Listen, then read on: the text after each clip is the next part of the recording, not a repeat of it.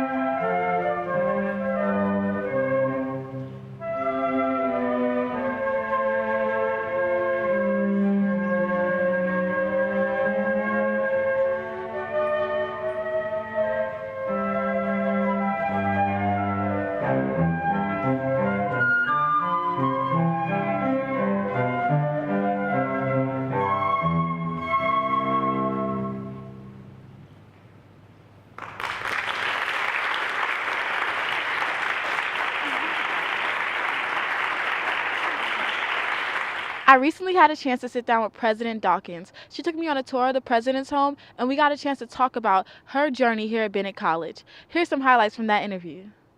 What's your favorite part of the house? Ah, I stay in my bedroom most often, but I love the den.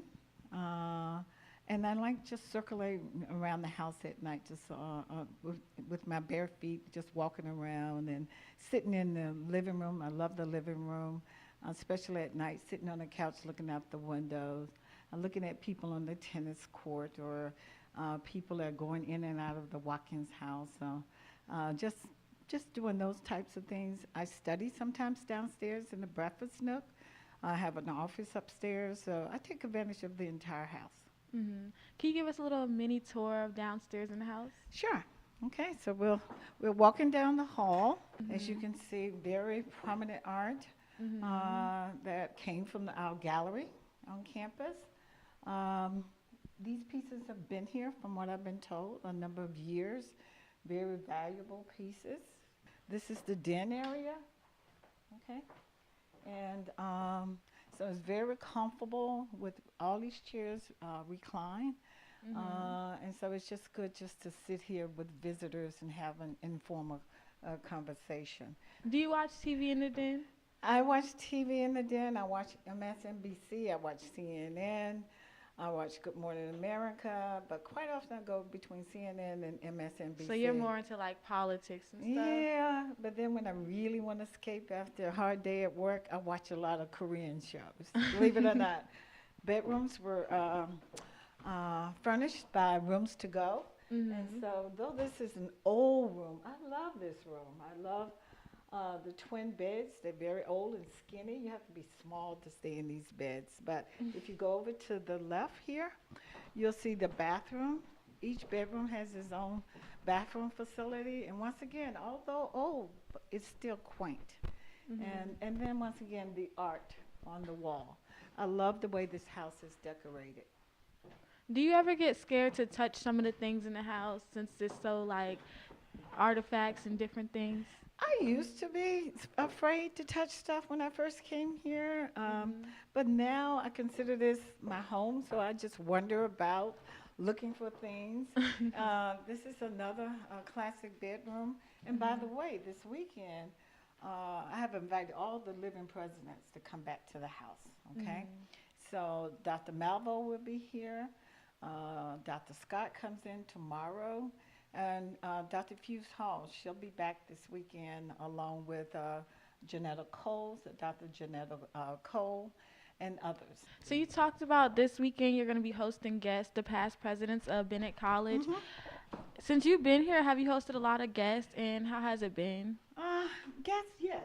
Every time we have a convocation, Mhm. we have guests in the house. The lineup starts here.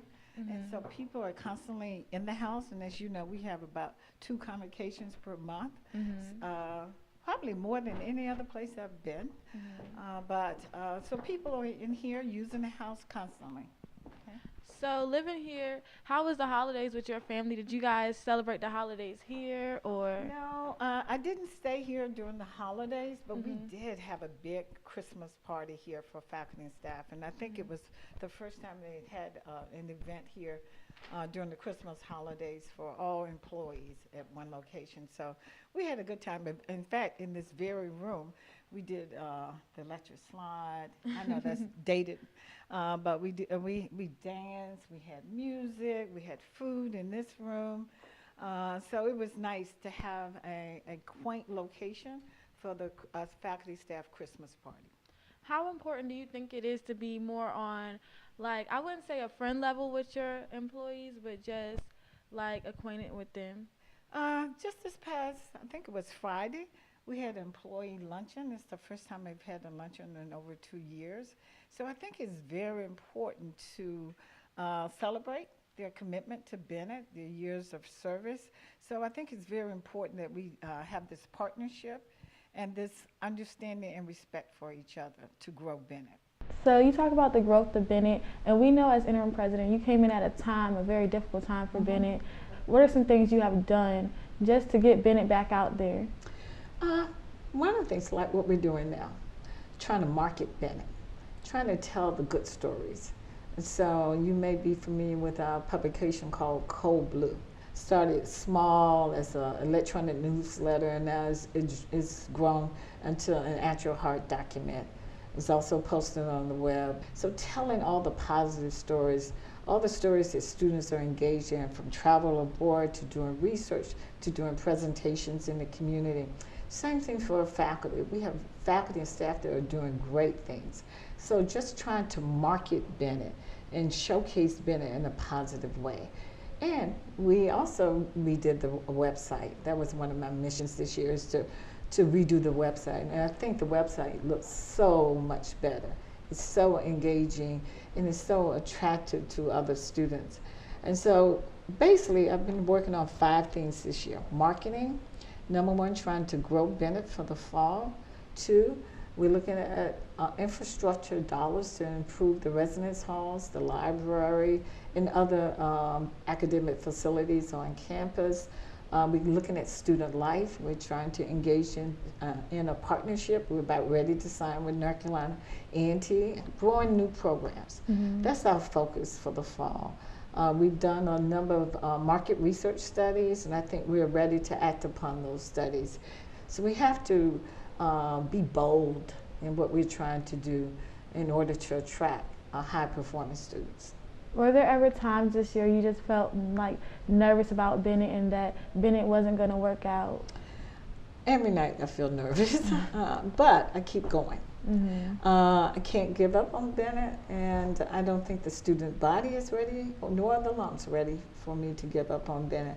It's very important that Bennett survives and thrives into the future. We have a lot to offer. Just yesterday, I was doing an interview for Greensboro News and Records regarding Beyonce Formation album and her scholarship announcement, where she's given the scholarships to Howard University, Spelman, UC Berkeley, and I forget the other school. And so we campaigning through Twitter, social media, and we've also put forth a proposal to have Beyonce reconsider and include Bennett in that initiative. We're getting ready to kick off this weekend the Janetta Besh-Cole campaign, known as the Janetta Besh-Cole Scholars. That's going to be a scholarship campaign to support students who stay in the Honors Residence Hall. Today I'm getting ready to submit a Mellon grant, initiative after initiative, to ensure that Bennett has the financial resources it needs to become fiscally stable. So this is Ebony Duell here with President Dawkins, and I just want to thank you for taking time out of your busy schedule and sitting down with me, and I hope you have a wonderful summer and a great commencement weekend. Thank you, and I hope that you will have a wonderful summer as well. Right now, we have a special segment of Bell Media Group Investigates. Bells aren't always aware of their surroundings, and Nia Watson has one question. What time is it? My name is Nia Watson, and Bell Media Group is investigating the clock tower. So, Mr. Bobby, when was the clock actually restored above the chapel? Probably about 2 weeks ago. We had an electrical outlet, and the clock operates off of electricity. And anytime there is an electrical outlet on campus, the clock stops. Somebody just happened to ask me the question, why is the clock not on time? I says, well, I don't know, but we can find out. So the day that we went up there to do some work, I had the custodial staff, the maintenance staff, to take a look at the clock. And he says it's not on time because when the power went out, then the electricity stopped as well. So it's on time now. So, I need you to do a quick little challenge for me. So, you cannot pull out your phones. So, I'm going to put them up. All right, they're up. They're up. All right. So, I need you to look around on campus first. And then tell me, what time is it right now? I know. 5 o'clock. About to be 5 o'clock. It's about to be 5. 4:47. I'll give it And where did y'all get that answer from? because we just got out of orientation class. Okay. So, but you got to keep looking around to tell me what on campus will tell you the time. Everybody's heading to Yeah, they are, and it's the class. the clock up there. Oh. Ding, ding, ding. Need you to put your phone up. Okay. So, I need you to look around campus and see what tells us the time right now. Normally it would be the bell on campus would tell us the time, because they used to have a little bell ringer who would tell us when it was time to get out of class and when it was time to go to class, and you had 10 minutes between each. But I guess I don't know. That clock on the chapel doesn't work. Does it? Oh, actually it does. Oh, look at the clock. The clock works. The clock tells us. Yes, girl. So they just renovated it like 2 weeks ago. Yeah. We just interviewed some Bennett sisters, and they just realized that there was a clock up above the chapel, and then they realized that it now worked. So we told them that if anything were to happen to our cell phones, to look above the chapel, and the clock was there. So we want to say thank you. So my second question is, what other renovations are the maintenance team doing in order to improve Bennett's campus? Well, currently we are working on restoring the roof to the student union. And the student union also has a clock tower. We're putting about $69,000 into the roof and $13,300 into the clock tower to be restored. And interesting to note, when they went in the clock tower, I want to know whether or not there was a light inside the clock tower on the student union, because I just thought it would be neat to have the light on at nighttime. So when it was originally built, there was not a light put inside of it. But we are restoring the student union, and we are the student union roof and the clock tower. This summer we will be doing some restorations down inside Cafe La Belle.